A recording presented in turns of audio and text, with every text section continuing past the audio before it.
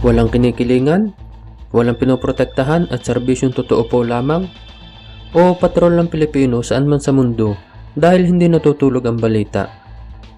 Ano nga ba ang tunay na kahulugan ng patas at magaling na pamamahayag? Pagandahan na lang ba ng slogan ng labanan? O papugian ng reporter? Paano mo hinahanap ang katotohanan sa impormasyong nais mong malaman? Kontento ka na ba sa klase ng balitang naririnig at napapanood mo araw-araw? Kung oo, paano pa kaya kung makikilala mo to? Halika't magbalik tanaw tayo sa kwento ng isang magiting na journalist na handang gawin ng lahat makalap lang ang tunay na balita, sukdo lang ibuwis ang kanyang buhay, maihatid lang ang katotohanang dapat ay nalalaman ng lahat, masagasaan na ang masasagasaan, serbisyo publiko po lamang. Ang kwento ni Ruther Batigas o yung tinaguriang ang pinakamatikas na reporter. Pero kung bago ka pa lang sa ating channel, pakipindot na din po ng like, subscribe, at bell notification button para palagi kang updated pag may mga bago tayong kwentong kagaya nito.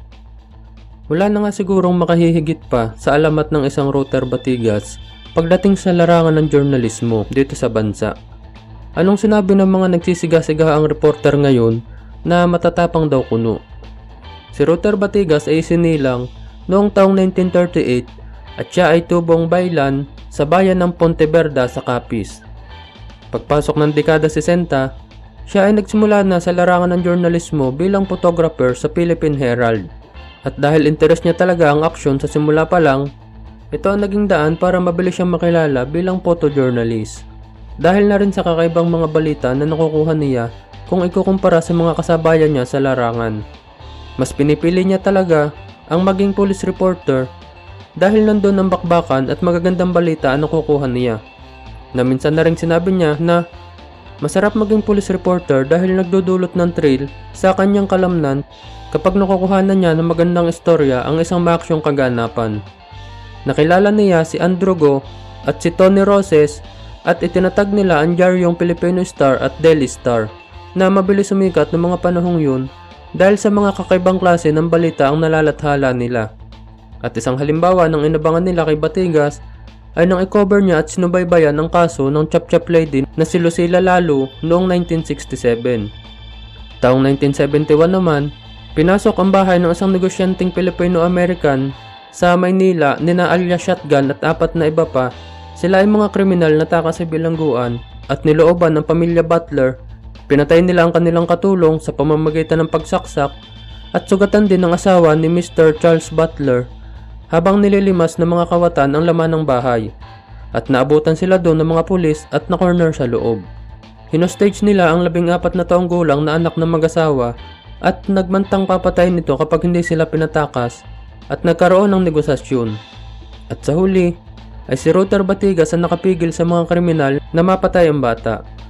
Ibinigay ni Batigas ang helicopter na kumpanya nila at kasama siya, lumipad sila patungong Central Luzon. Pero di rin nagtagal, napatay rin kaagad ang mga ito.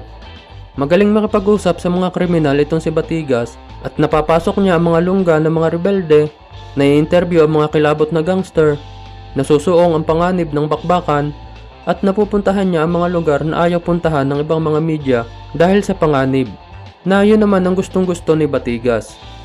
Siya ang paboritong tawagin ng mga hostage taker at sa kanya lang nakikinig ang mga ito kaysa sa mga pulis.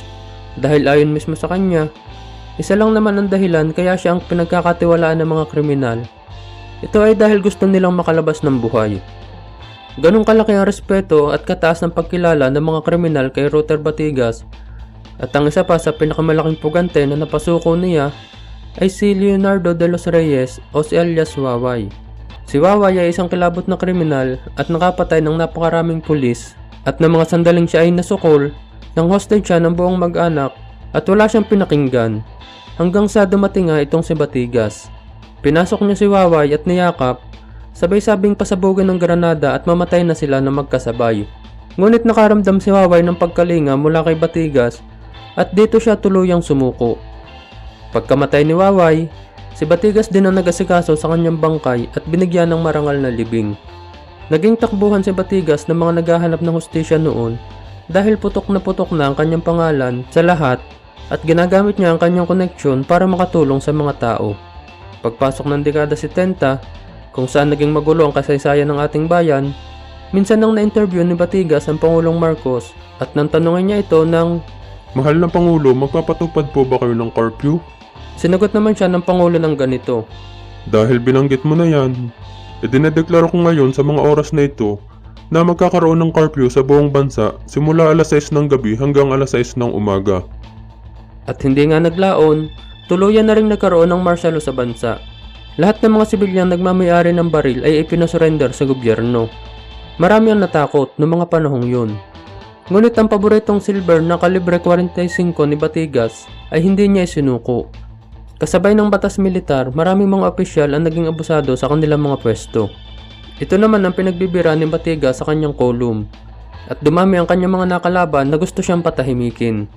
Pero ang pinakamasaklap na ganti sa kanya ay nakagamit ng impluwensya ang mga ito para maipasara din ang kanilang pahayagan kasama ng iba pa. Nawala ng trabaho si Batigas bilang journalist, ngunit hindi ito naging hadlang para itigil ang kanyang laban sa mga salot sa lipunan.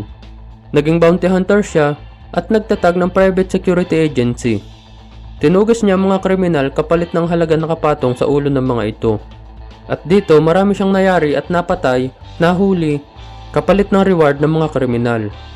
Itinatag din niya ang Marilag Security Agency at Bulleye Security Agency na nagbigay naman ng trabaho sa ating mga kababayan. Nagkaroon din siya ng private army na merong halos 400 miyembro na handang magserbisyo sa kanya anumang oras at taglay niya ang isang bulletproof na sasakyan na kargado naman ng mga armas at laging nakahanda sa bakbakan. Naipundar niyang lahat ito dahil sa dami ng nagbabanta sa kanyang buhay mula sa malalaking tao na kanyang mga nasasagasaan. Naging aktor at writer din siya sa pelikula dahil siya na mismo ang gumaganap sa kanyang karakter at ilan sa mga pelikulang nagawa niya ay Hostage, Hanapin si Batigas, Pasukuin si Waway, Boy Singkit at marami pang iba. Sa muling pagbubukas ng mga pahayagan, muling nagbalik sa pagiging police reporter si Batigas at sa pagkakataong ito, sa Diaryong Tempo naman siya nagsulat. Dito siya lalong nakilala ng lahat dahil walang kupas pagdating sa pagkalap ng impormasyon para sa balita itong si Ruther Batigas. Kapwa siya pinagkakatiwalaan ng mga pulis at kriminal, kaya't walang sino man ang hindi nakakakilala sa kanya noong mga panahong yun. Naging highlights naman niya sa Tempo ay nung mapatay si Ninoy Aquino. Ilang araw ng blanco ang militar kung sino yung isa pang taong namatay malapit kay Ninoy at walang magandang maipaliwanag ang mga ito sa mga press conference nila at kung sino-sino ang mga pangalang binabanggit sa pagkakakilanlan ng lalaki. Hanggang sa mabasa na lang nila sa kolum ni Batigas ang tamang impormasyon na ang taong iyon ay si Rolando Galman na isang gun for hire. At naunahan pa nito ang mga otoridad sa pag-iimbestiga. Pagkatapos sa Tempo, nagsulat din siya sa People's Journal, sa PM o Pangmasa at ilang pang mga pahayagan. Pero isa lang ang kanya naging layunin saang pahayagan man siya mapadpad. At ito ay ipahayag ang katotohanan, purihin ang mabubuting gawa, at batikusin ang mga mali. Marami siyang napasikat na personalidad dahil sa mga papuring ito, ngunit mas marami siyang nalikhang kaaway dahil sa pagsisiwalat ni Batigas sa kanilang mga kabulukan, lalo na mga opisyal ng gobyerno. At sa kabuuan ng kanyang karera, daang-daang asunto at mga kaso ng libelo ang kanyang hinarap at wala siyang inatrasan ni isa man lang sa mga ito. At sa pagtahak niya sa landas ng pagiging alamat, hindi na mabilang kung ilang beses na niyang itinaya ang kanyang buhay alang-alang sa kanyang propesyon. Na sa unang tingin, ay akalain mong gaya lang siya ng mga ordinaryong reporter sa lansangan. Pero kapag itinaas na niya ang kanyang damit, hindi mo na kailangan ng paliwanag para maunawaan ang tindi ng kanyang mga pinagdaanan. Si Ruther Batigas ay nabaril na ng shotgun ng malapitan noong siya ay bounty hunter pa. Ilang beses din siyang tinamaan ng bala sa mga engkwentro noong siya naman ay journalist. At maraming beses din siyang nasaksak dahil sa pagsuong sa mga panganib, dala na rin ang pagtipad sa tungkulin. At higit sa lahat, hindi niya tinanggap ang lahat ng yan ng ganun-ganun na lang. Lahat ng lumatay sa kanyang katawan ay nakaratay na rin sa kanyang pagbawi. At hindi naman siya nakakasuhan dahil alam nilang self-defense lang kada may madadali itong si Batigas. Maaga din niyang tinuruang humawak ng baril ang kanyang mga anak bilang pagsisiguro. Dahil pati sila ay target na rin ng mga taong nalantad ang kasamaan dahil sa kanya. Na minsan na rin nagwika ng Karamihan sa mga Pilipino ay nag-aalala sa mga masasamang pangyayari na sumisira sa ating bansa. Para sa akin, sa loob ng 3 dekadang pagkukover sa mga pinangyayarihan ng krimen, ay namanhid na ako sa mga tanawing iyan. Pero ang inaalala ko ngayon ay ang aking pamilya, ang aking mga mahal sa buhay. Hindi na kami ligtas sa loob ng bahay, mga pare ko. buwan ng Nobyembre taong 2018, na-confine si Batigas sa sakit na diabetes dala na rin ng pagtanda.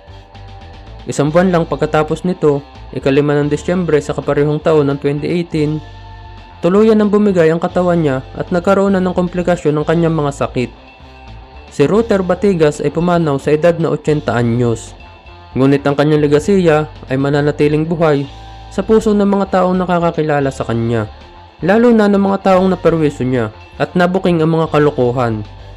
At isa sila sa hindi makakalimot sa alamat ng isang Ruter Batigas. Maraming salamat sa iyong pakikinig, kaibigan. Hanggang sa muli, paalam.